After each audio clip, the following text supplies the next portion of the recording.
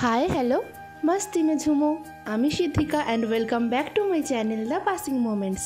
চলে এসেছি আরও একটা নতুন ব্লগ নিয়ে। তোমরা হয়তো ব্লগের থাম্বনেল বা লেখা দেখে বুঝতেই পেরেছো এই ব্লগটা কিসের ওপর হতে চলেছে।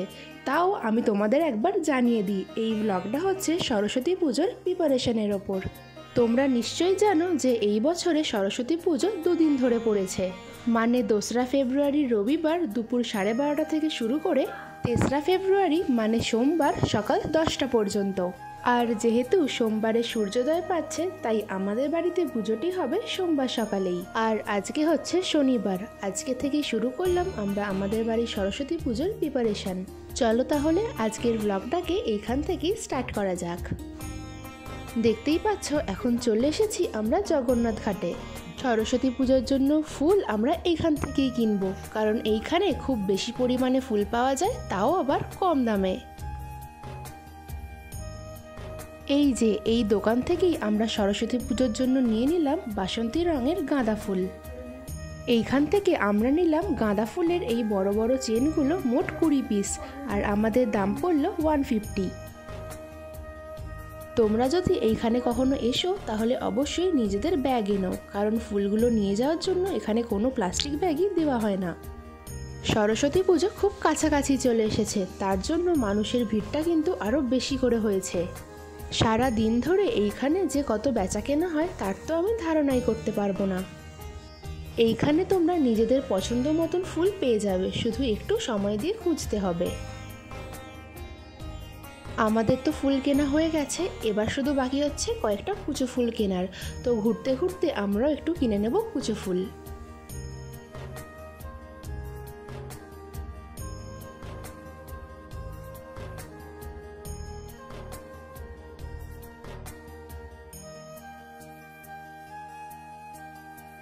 এইখান থেকেই আমরা নিয়ে নিলাম 1 কিলো গাঁদা ফুলের কুচো ফুল।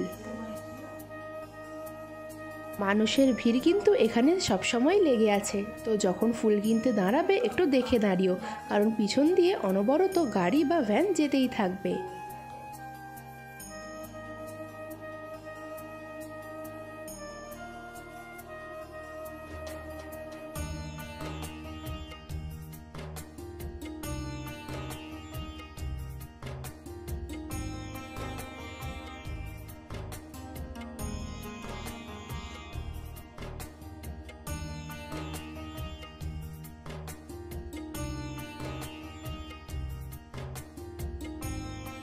চলো, প্রচুর ভিড় আর হাতেও খুব লাগছে। এবার ধীরে ধীরে ব্রিজের ওপরে গিয়ে যাওয়া যাক বাড়ির উদ্দেশ্যে।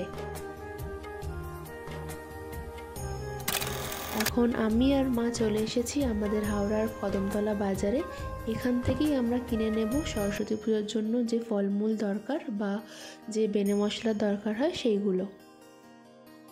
এইখানে লাইন দিয়ে পরপর অনেক ফলের দোকান বসেছিল, তো এইখান থেকেই আমরা কিনে নিলাম 5 রকম ফল। এইখানে দেখো কত সুন্দর সুন্দর সরস্বতী ঠাকুরের প্রতিমা রাখা হয়েছে। সব কটা সরস্বতী ঠাকুরেরই মুখগুলো এতটা সুন্দর লাগছে যেন মনে হচ্ছে না চোখটা ওইখান থেকে সরাই। চলো তোমাদেরও একটু ভালো করে এই সরস্বতী ঠাকুরগুলোকে দেখিয়ে দিই। এই বছরে আমরা ঠিক করেছি আমরা একটি বসা সরস্বতী ঠাকুর নেব, কারণ আগের বছর এবং তারও আগের বছর আমাদের বাড়িতে দাঁড়ানো ঠাকুরই এসেছে। যাই হোক, সরস্বতী ঠাকুর তো দেখা হলো, এবার কাজটা মিটিয়ে নিই, যেই কাজটা মেনলি করতে এসেছি। এখন আমরা বিশেষভাবে এসেছি সরস্বতী ঠাকুরের জন্য যে ডাব, কলা পাতা বা অন্যান্য কিছু লাগে সেইগুলো নিতে, আর তার সাথে আজকেই আমরা কিনবো বিভিন্ন মাটির জিনিসগুলো। মেন গেটের বাইরে দ্বারঘটে রাখার জন্য এখান থেকে নিয়ে নিলাম আমরা ডাব।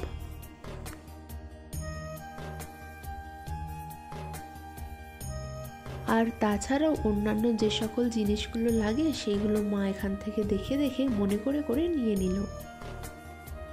এবার আমরা যাব মাটির জিনিস বা বেনে মশলাগুলো কিনতে, কিন্তু তার আগে আমাদের ক্রস করতে হবে এই কদমতলা বাজারটি।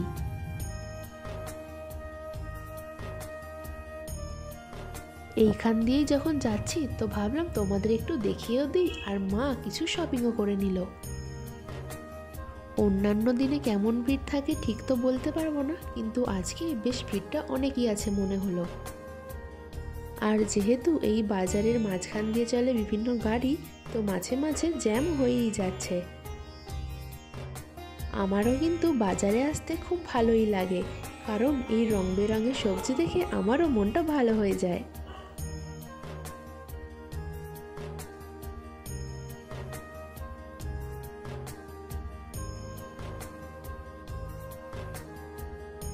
এইখান থেকে সরস্বতী পুজোর জন্য মা নিয়ে নিল কুল।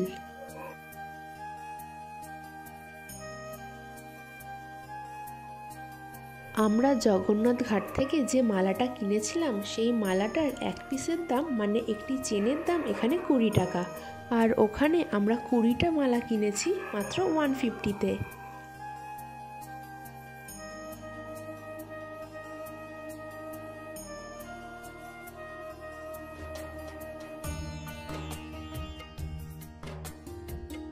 এখন আমরা এসে গেছি ঘর সাজানো বা ঠাকুরের জন্য চাঁদমালা কেনার একটি দোকানে। এখান থেকে কিনে নিলাম ঠাকুরের জন্য একটি সুন্দর চাঁদমালা। তো এখন চলে এসেছি মাটির দোকানে।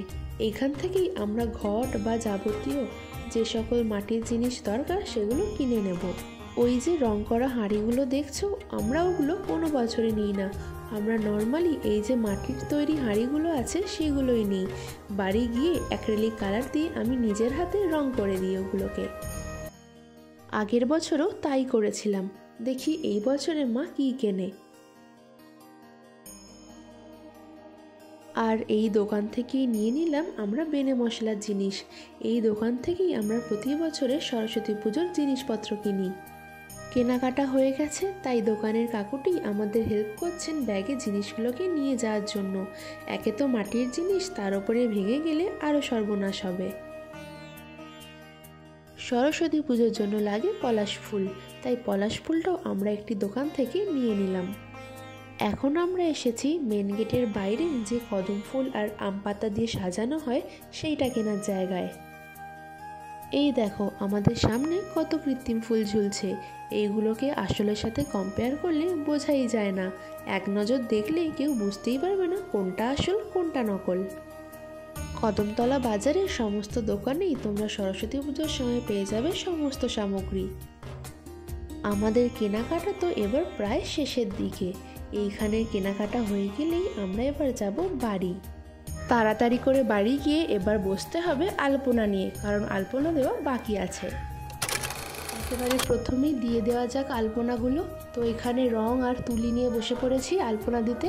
আমি এখানে দুটো ঘরে আলপনা দেবো, আর আমাদের যে মেন গেটটা আছে সেখানে আলপনা দেবো। তো স্টার্ট করে দিয়েছি আলপনা দেওয়া। আগের বছরের সাথে একেবারে মিলিয়েই, মানে সেম টু সেম করব না, বাট তাও একটু নতুন চেঞ্জ করব। আর আগের বছরের সঙ্গে ওই সাইডগুলো রয়ে গেছে, ওটা একটু মিলিয়ে দেবো ব্যাস।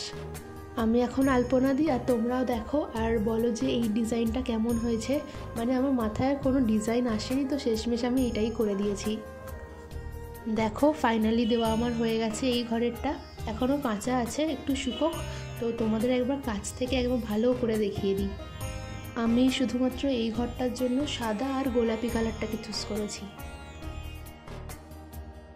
চলো একটা ঘর তো হয়ে গেল, এবার দ্বিতীয় ঘরের পালা। এখানেও আমি স্টার্ট করে দিয়েছি আলপনা দেওয়া।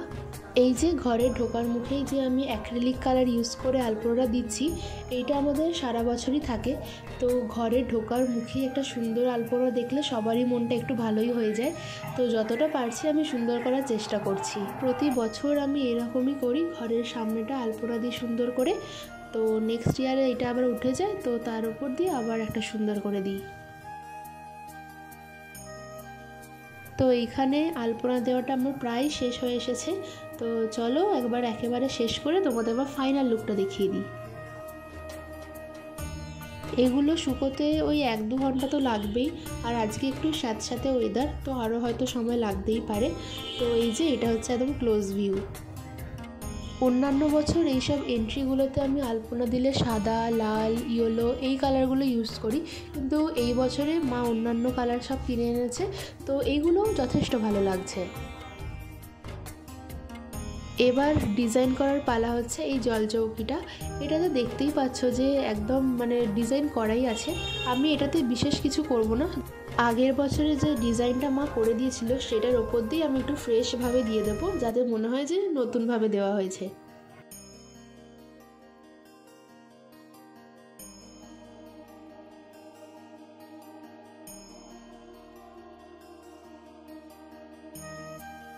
তোমাদের যেহেতু বললাম যে মা এবারে হলুদ লাল ওই সব মানে কমন কালারগুলো আনেননি, তো এইখানে দেখো হলুদটা দেওয়া ছিল, তো ওটাকে আমি নর্মালি চেঞ্জ করে ব্লু দিলাম, যেন মনে হচ্ছে ব্লুটা দিতে আরও বেশিভাবে খুলে গেল আঁকাটা।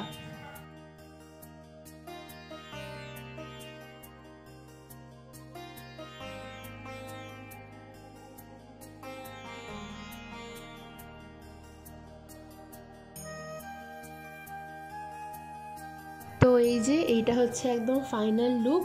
এটা শুকোতে বিশেষ সময় লাগবে না, কারণ আমি দেখছিলাম দিতে দিতেই মানে প্রায় শুকিয়েই যাচ্ছিলো। তো তাও একদম সাইড করে রেখে দিই, যাতে কেউ মানে ভুল করেও হাত পাত না দিয়ে ফেলে। তো দেখে নাও, এটা হচ্ছে একদম ফাইনাল লুক এই জলচৌকিটার। তো ফাইনালি আমার দুটো ঘরের সামনেটা আর ঠাকুরের যে জলচৌকিটা আছে ওটাতে আলপনা দেওয়া শেষ হলো। হাতে হাতে দেখা একদম রং লেগে গেছে, যাই হোক। তো এখনকার মতন আপাতত কাজ শেষ। এবার বাকি হচ্ছে একেবারে আমাদের মেন গেটে, তো ওইখানে সিঁড়ি দুটো আলপনা দেওয়া। চলো এবার বাইরেটা আলপনা দেওয়া যাক। এখানে বস চুপ করে। তো শুরু করে দিয়েছি আমি একদম মেন গেটে আলপনা দেওয়া। এখানে তোমরা হয়তো এই পয়েন্ট অফ ভিউটা থেকে দেখতেই পাচ্ছ যে অনেক রঙই আগের বছরে রয়ে গেছে, তো ওইগুলোকে আমি আর চেঞ্জ করছি না। তো যেখানটা উঠে গেছে সেখানটায় আমি নতুন রং দিয়ে একটু ভালো করে ভরাট করে দিচ্ছি। তো এই যে এইটা হচ্ছে একদম ফাইনাল লুক, এটাই আমি দিলাম। এটা দিতে আমার 45 মিনিট সময় লেগে গেল। যাই হোক, তোমাদের একবার কাছ থেকে দেখিয়ে দিই। এবার হচ্ছে ওই যে নিচের সিঁড়িটা দেখছো, ওইখানে আলপনা দেওয়ার পালা। তো আমি আর কোথাও ক্যামেরা রাখার জায়গা পাইনি, আমাকে এখানেই রাখতে হলো, কারণ এখানে আসার আগে পর্যন্ত আমি ব্লগিং স্টিকেই ক্যামেরাটা লাগিয়ে সব শ্যুটগুলো করছিলাম। কিন্তু মানে ভুল করে হয়তো এমন ফোনটাকে খুলতে গেছি, পুরো ফট করে মানে যেখানে ফোনটা হোল্ড করে ওটাই ভেঙে গেল। আমি আবার ওটাকে ফেভিকুইক দিয়ে লাগিয়ে এসেছি, এখন শুকোচ্ছে। আমার মনে হয় না ওটা থাকবে বলে। আর দেখো এদিকে আলপনা দিতে দিতে এই কুকুরগুলো ফুল ফ্যামিলি নিয়ে চলে এসেছে আমার কাছে। আর এইদিকে আমার নিচে আলপনা দেওয়াটা এখনও চলছে, সমস্ত কাজ হয়নি, কয়েকটা ডিটেলস কাজ বাকি, সেগুলো হলেই শেষ হয়ে যাবে। ফাইনালি এইটাও হয়ে গেছে। তোমাদের একবার দুটো সিঁড়ি একসাথে দেখিয়ে দিই।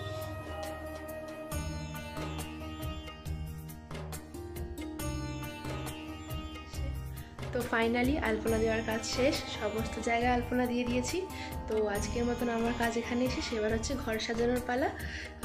ঘরটা একটু পরে সাজাবো, একটু রেস্ট নিয়ে নিই, ব্যাস তারপর হয়ে যাবে। এবার আমি আর মা শুরু করছি সরস্বতী পুজো যেই রুমটাতে হবে সেই রুমটা সাজানোর জন্য। সবার প্রথমেই আমি আর ভাইয়া মিলে সরস্বতী ঠাকুরটিকে জলচৌকির মধ্যে ভালোভাবে বসিয়ে দিলাম। আর এই বছর আমাদের এই সরস্বতীর সাথে দিয়েছে এই ছোট্ট হাঁসটি, সেটিও ভালোভাবে অ্যাডজাস্ট করে সরস্বতী ঠাকুরের পাশে রেখে দিলাম।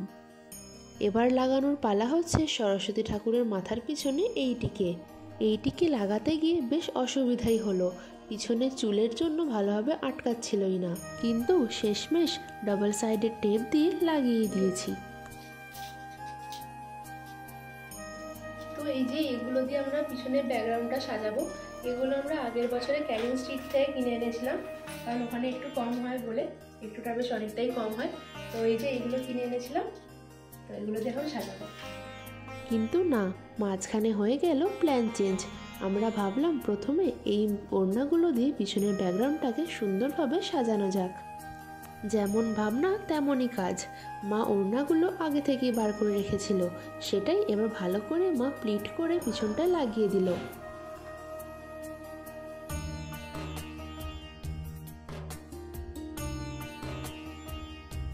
কিন্তু না, দূর থেকে দেখলে এই পিছনের ব্যাকগ্রাউন্ডটাকে হাঁটুয়া মতন দেখতে লাগছে, তাই মা বলল প্রথমের প্ল্যানটিতেই ফিরে যাওয়া যাক, মানে ওইগুলো ঝোলানো যাক।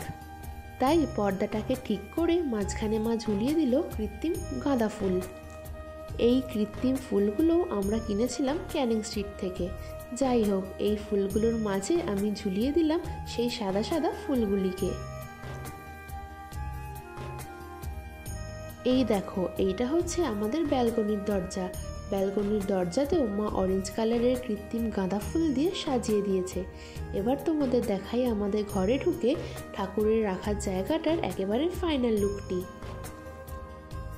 আমরা ঠিক করেছি এইটুকুই রাখবো, বিশেষ আর কিছু করব না, কারণ এটা যা আছে যথেষ্ট।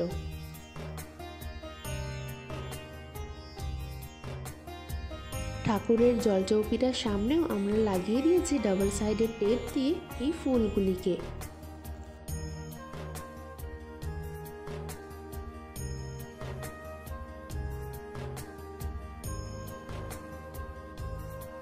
চলো এবার হচ্ছে বাইরের মেন গেটের উপরে ঝুলানোর জন্য সেই আম পাতা এবং কদম ফুলের যে লম্বা লাইনটি করা হয় সেটা তৈরির পালা। আজকে তো বেশি কাজ সব মাই করলো। মা শুধু করছে আর আমি মাকে হয় সেফটি পিন বা আঠা বা কাঁচি দিচ্ছি। বলতে গেলে আমি কোনো কাজই করিনি আজকে। আমার মা এত স্পিডে কাজ করে, মায়ের সঙ্গে তাল মেলাতে গিয়ে আমি সব গড়বড় করে ফেলি। চলো এবার তোমাদের দেখাই তারই একটি নমুনা।